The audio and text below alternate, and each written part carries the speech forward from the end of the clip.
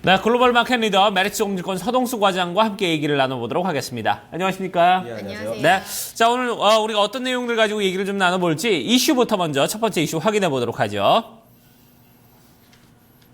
네, 첫 번째 이슈는 금융시장 안정에 대해서 얘기를 좀 나눠보도록 하겠습니다. 네, 전체적으로 유럽도 그렇고 미국도 그렇고 중국도 그렇고 흐름 자체는 최근에 이번 주 지난주 상당히 좀 긍정적으로 좀 흘러가고 있고 거기에 이제 가장 큰 역할한 건 유가가 아닌가 하는 생각이 들어요. 예, 맞습니다. 전 세계 증시가 좀 자율반등 권역에 계속 진입을 해서 어느 정도 좀 진행이 됐다라고 보시면 될 것 같습니다. 국내 금융시장 같은 경우는 전 세계 금융시장의 이런 안정화와는 약간 조금 엇나가는 모습들을 좀 보여주고 있거든요. 네. 미국의 사드 배치와 중국과의 이런 신경전 속에서 한국이 상당히 좀 투자하기가 좀 꺼려지는 이런 국가로 좀 재부상이 되면서 환율이 주요 저항선들을 다 붕괴가 되는 상황들이 이렇게 계속 나오고 있습니다. 일단 이런 것들은 일시적 현상일 것이라고 일단 생각은 합니다만 이러한 것들이 지금 시간이 지나면 언제든 해소가 분명히 될 수 있을 거라고는 생각이 드는데요. 그 가운데에서 증시도 이미 많이 빠진 상태에서 이런 환율의 반응들을 지금 받아내고 있기 때문에 오히려 그렇게 여기서 추가 낙폭 같은 거는 없고 오히려 전 세계 증시와 비슷한 흐름을 계속 가져가고는 있는데요. 국내 시장 같은 경우는 이러한 부분들이 어느 정도 좀 선 반영이 이미 충분히 되었다라고는 보지만 또 그렇다고 해서 이런 사드 문제라든가 이런 것들이 명백하게 이렇게 결론이 난 것은 아니기 때문에 좀 전 세계 금융시장이 안정화되는 그 가운데에서 우리 시장이 어느 정도 속도를 맞춰갈 수 있을까 이런 고민들도 충분히 좀 필요한 부분들이라고 좀 생각이 듭니다. 네. 우리는 유일하게 또 지정학적 리스크가 또 반영이 될 부분이 있어서 잠재적인 리스크로 감안을 해줘야 될 텐데요. 네. 일단 글로벌 증시가 안정권에 진입했다는 것은 상당히 또 호재가 아닐까 싶습니다. 일단은 말씀해 주셨지만 유가 관련해서 소식들이 상당히 또 긍정적인 소식이 제기가 되고 있습니다. 이 부분부터 점검을 해주시죠. 예, 블룸버그에 따르면 사실 새로운 이야기는 없어요. 새로운 시장, 이야기는 없는데, 셰일을 20만 배럴 정도 추가적으로 감산이 가능하다라는 부분들. 일간, 우리가 공급량이 9,500만 배럴 정도 되는데, 9,800만 배럴 정도 되는데, 여기에서 20만 배럴 됐다고 해서 WTI가 6% 가까이 올랐다라는 측면은, 그거는 좀, 찾다 보니까 그냥 그렇게 갖다 붙이는 것 같고요. 그림을 한번 보시면서 말씀을 드리면, WTI 가격은 지금 쌍바닥 형태로 가져가고 있다. 이 26불대에서의 매물대, 그러니까 지지를 받는 이 매물이 상당히 좀 강력하다라고 보시면 될 것 같고요. 네. 최근에 센티멘트 개선으로 인해서 쌍바닥을 만들면서 지금 가져가는 형태들이 이렇게 나오고 있다라고 보시면 되겠습니다. 펀더멘탈 측면에서는 아직 바뀐 것은 없다라고 보시면 될 것 같아요. 여전히 동결을 했지만 산유량에 대한 동결을 했지만 감산으로 이어지는 부분들은 아니다. 오펙과 논오펙과의 협의가 가능하다라고 얘기했지만 협의가 된 것도 아니고요. 이러한 부분들 어쨌든 센티멘트 측면에서 계속 좀 작용이 되었다라고 보시면 될 것 같고 이런 부분들이 원자재 시장의 회복에도 큰 도움이 돼가고 있다라고 보시면 될 것 같아요. 네. 닥터카퍼 구리 가격을 보시면 똑같이 쌍바닥 형태를 이끌어가면서 다시 가져가고 있습니다. 신뢰도가 어느 정도 여기에서는 바닥권이 형성이 되었다라고 좀 보시면 될 것 같고요. 이와 같이 우리의 이제 리스크 트리거라고 하나 봤던 유가가 아닌 중국 증시 같은 경우에도 증감의 주석이 경질이 되는 게 이게 상승하는 거하고 관계가 있는지는 모르겠습니다만 어쨌든 중국 당에서 확실히 이 상해 증시가 붕괴되는 것은 좌시하지 않는다는 측면, 넘어지게 만들었던 것을 뭔가 책임을 추궁을 하고 이런 관련된 부분들 이제 경지를 시킨다라는 측면, 어떻게 보면 시장 측면에서는 어느 정도 좀 긍정적으로 바라봐야 되는 것이 아니냐라고 이렇게 좀 생각이 들고요. 미국 증시도 눈높이가 낮아진 어닝이라고 얘기를 하고 있는데 여기에서 추가적으로 나빠질 게 무엇이 있겠느냐라는 측면들이 어느 정도 좀 작용을 지속적으로 해왔다라고 보시면 될 것 같습니다. 네, 그래요. 일단 뭐 하방 지지는 좀 어느 정도 좀 지금 버텨내고 있다, 좀 이런 얘기를 해주셨는데 앞으로 이제 흐름은 좀 상당히 좀 어떻게 될지 방향성에 대해서 궁금해지는데 일단 이번 주말에 G20이 있기 때문에 여기에서 좀 어떤 얘기들이 나오지 않을까 이런 생각이 들어요. 예, 맞습니다. 그 재무장관 회의 그리고 이제 중앙은행장들이 다 모여서 얘기를 하게 되어 있는데요. 글로벌리 그 통화 정책 너무 공격적으로 이렇게 가져가다 보니까 이런 경쟁적인 좀 출혈들이 계속 이렇게 좀 야기가 되고 있는 부분들이 아니라 너무 통화 가치가 너무 빠른 속도로 약화가 되고 있다라고 이렇게 얘기들을 많이 하고 있습니다. 뭐 그렇다고 해서 뭐 우리 원화 같은 경우에는 굉장히 빠른 속도로 지금 약세가 이루어지고 있지만 이런 것들이 중앙은행의 정책적인 부분들이 아니라 지정학적 리스크 때문에 이런 부분들이 이루어지는데 어쨌든 주말에 이러한 부분들 플라자 합의에 이어서 이번에도 뭐 환율이라든가 이러한 부분들이 어느 정도 좀 합의가 이루어지지 않겠느냐라고 이렇게 시장의 기대감이 충분히 올 수 있다라고 말씀을 드렸는데 지난 한 일주일 동안 이러한 부분들 때문에 어느 정도 커버링이 이루어지기는 했습니다만 실질적으로 20명이 앉아서 합의를 이끌어내기에는 상당히 어려울 수 있습니다. 무슨 자국 그 오펙 국가들이 산유량을 감산을 하자는 것들 뭐 이렇게 모아보자라고 하면은 막상 이루어지는 얘기들은 그러면 너네부터 해라라는 식이거든요.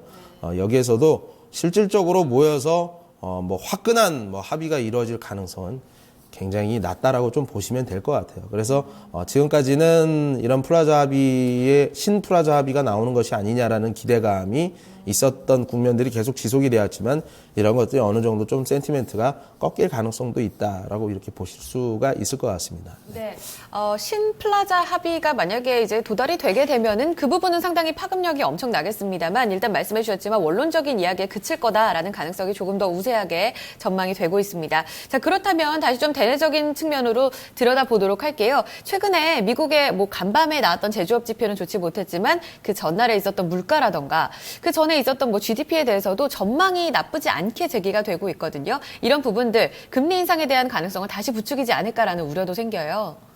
예, CNN 머니에 따르면 미국 경제가 생각보다는 좋을 수도 있다라는 이런 긍정론이 좀 부상을 하면서 최근에 미국 시장이 이렇게 올라왔다라고 얘기를 하고 있는데요. 네. 손바닥 뒤집듯이 안 좋았던 경제가 뭐 좋아진다고 이렇게 보기에는 만만치는 않습니다. 아까와 맥락은 어떻게 보면 비슷할 것 같아요. 앞으로 GDP 성장률이 좋게 나왔다. 지난주 금요일 날 CPI가 상당히 좀 코어 CPI가 상당히 괜찮게 나왔었는데, PPI에서도 분명히 뭐 생산자 물가 지수도 좋아졌었고, CPI에서도 날 가능성이 있다라고 생각을 했었지만, 뭐 이러한 것들 하나를 가지고, 1분기 미국의 경제 성장률이 대폭 좀 좋아질 것이다라고 이렇게 보는 부분들은 또 어느 정도 너무 기대감이 큰 것이 아니냐라고 이렇게 생각이 좀 들기는 하는데요. 어쨌든 CNN 머니에서는 지난 4분기 0.7% 성장을 하기는 했지만 올해 1분기에는 한 1%, 한 1.3%, 1.23% 정도가 성장이 가능할 것이다. 어떻게 보면 QQ 분기 부분으로 봤을 때에는 뭐 어느 정도 개선이 이루어진다고 볼 수도 있거든요. 그리고 이제 전통적으로 1분기가 안 좋았다라는 뭐 이런 1분기 경제 성장률의 수치를 놓고 봤을 때 이 정도만 나온다고 한다면 뭐 분명히 조금 좋아질 수도 있겠다 하는 기대감이 충분히 형성이 될 수 있을 것 같아요. 최근에 컨슈머 스펜딩이 작년에 나왔던 부분들이 약간 수정치가 조금 올라왔습니다. 이러한 부분들과 더불어서 CPI도 올라왔다. 2월에 고용자 수도 지난번에 20만 건을 대폭 하회를 했었는데 뭐 한 19만 건 정도까지로는 갈 수 있지 않겠느냐. 물론 나와봐야지 합니다. 나와봐야지 알기 때문에 어쨌든 시장이 너무 낙폭이 과대했기 때문에 자율 반등과 함께 이런 긍정론들과 여러 가지 센티멘트한 부분들이 좀 작용을 하면서 반등이 이루어졌다라고 좀 보시면 될 것 같습니다. 네. 네, 그래요. 자, 여기에 이제 IEA도 셰일가스 일단 뭐 단기적으로는 감소할 것입니다만, 장기적으로 볼 때는 뭐 계속해서 좀 늘어날 것이다. 이렇게 또 얘기를 했던 부분들도 있고, 전체적으로 좀, 글쎄요, 원유 시장이 앞으로 장기적으로 볼 때도 아직까지 뭐 긍정적인 모습은 그다지 보이지 않고, 현재 뭐 새로운 좀 투자들이 좀 어려운 그런 상황이에요. 반등이 계속 이루어지고 있을 때 서동석 씨 왜 그렇게 찬물을 끼얹는 소리들을 그렇게 하십니까? 라고 한다면 반등이 계속 이어지고 V자 반등이 이어간다고 한다면 펀더멘탈에서 개선이 되는 분명한 신호들이 분명히 나와야 됩니다. 단순히 기대감으로는 뭐든지 이끌어낼 수는 좀 없거든요. 그렇다고 해서 그러면은 전저점을 깨고 또 시장이 망가진다라는 얘기냐라고 얘기를 물어보신다면 그거는 아닐 것 같다라고 이렇게 말씀을 좀 드리고 싶은데요. 네. 어쨌든 기대감으로 인해서 자율적인 반등이 들어오는 구간들은 어느 정도 좀 정리가 될 수 있는 여지가 분명히 있다라는 말씀을 드리고요. 그 전저점에 대한 확신에 대한 부분들에 대한 기사를 하나 좀 말씀을 드릴까 하는데요. 제일 위험하다라고 보는 것들이 어떻게 보면 미국 시장의 하락인데 그 가운데서 이제 국제 유가가 떨어지는 부분들이 가장 좀 두렵거든요. CNN 머니 따르면 원유 탐사와 생산에 대한 이런 인베스트먼트가 30년 내 최저치를 경신을 하고 있다. 더 이상 캐려고 하는 이런 노력들이 비용들이 투입이 되지 않는다라는 얘기입니다. 올해만 한 17% 정도 좀 줄어들 것으로 좀 보여지고요. 네. 그리고 이래 원유 생산과 채굴에 대한 이런 투자가 작년 같은 2015년도 같은 경우는 24%가 줄었거든요. 더하반 국제 유가는 70% 떨어졌지만 이제 투자는 한 40% 정도 줄어들었다라고 보시면 될 것 같은데요. 이러한 부분들이 결국에는 2년간의 이런 투자의 감소로 인해서 2017년도에는 수요와 공급이 어느 정도 좀 균형을 좀 다시 맞춰가는 국면들이 나올 수 있다라고 이제 IEA에서 좀 전망을 하고 있습니다.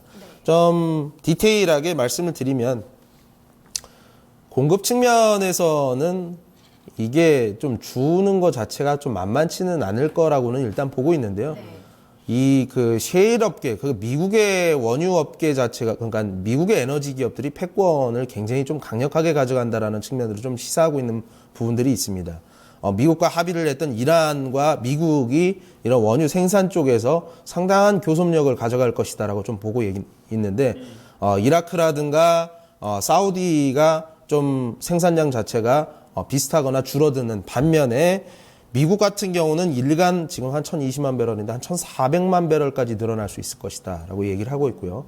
이란도 지금 한 250만 배럴 정도 지난 1월에 이렇게 얘기를 했었는데 한 400만 배럴까지는 늘릴 수 있지 않겠느냐. 미국이 굉장히 폭발적으로 지금 생산량 대비해서 한 40% 정도 늘어난다고 보시면 될 것 같아요. 여기에서 이런 오펙에서 논오펙 쪽으로 가져가는 이런 디테일한 부분들이 있고요. 수요는 이제 인도의 원유 소비를 좀 굉장히 좀 기대를 많이 하고 있습니다. 중국이 슬로우다운이 상대적으로 조금 성장률 자체가 좀 지체가 되는 모습들을 보여주고 있는 가운데에서 인도가 원유 소비가 5년간 지속적으로 좀 증가하지 않겠느냐. 이러한 부분들로 인해서 전체적으로 수요 공급이 약간 조금 상대적으로 타이트해질 가능성이 높아졌다라고 이렇게 얘기를 하고 있습니다. 네. 자, 긍정적인 부분은 이제 인도의 소비가 좀 계속해서 좀 늘어나고 있다는 부분이네요. 네, 미국 경제도 회복이 될 거다. 그리고 원유 시장도 수급이 개선될 거다라는 전망들이 제기되면서 지금 글로벌 증시가 안정화를 띠고 있다. 그런데 말씀해 주셨지만 지금 자체적으로 펀더멘털에는 개선된 부분은 없다라고 하셨거든요. 지속성 여부에 대해서는 어떻게 가져가야 될까요? 언제든지 전저점을 뚫고 내려갈 수 있을 정도로 자산 가격이 다시 조정권에 들어갈 수 있는 가능성이 저는 높다라고 생각을 하고 있습니다. 네. 이번 금융시장 변동성은 지난 일주일을 생각을 해보면 안정화가 되고 있구나라고 얘기를 했지만 제가 지금 안정 이후에는 불안정이 다시 찾아올 수 있다라는 이런 순환 과정을 지금 말씀을 드리고자 하는 부분들입니다. 네. 전저점을 깨지는 않을 수 있다. 약간 펀더멘탈 측면에서 전 저점을 깰 만한 또 악화될 만한 그런 펀더멘탈 변화는 분명히 없다라는 부분입니다. 그렇지만 상승할 부분이 없다라는 부분들도 또 동시에 똑같거든요. 이런 측면에서 추가 상승이 여기서 분명히 가능할 것이냐라고 봤을 때는 심플하자 합의라고 일컬을 수 있을 정도로 환율이라든가 이런 것들이 상당히 좀 안정적으로 가져갈 수 있는 합의가 아주 드라마틱하게 나온다고 한다면 추가적인 상승도 가능하겠지만 지금 상황에서는 기대감이 좀 많이 좀 반영이 된 부분들이 아니냐라는 생각이 좀 들고요. 여기서 그렇다고 해서 시장은 완전 나버리라는 말씀은 아니고요.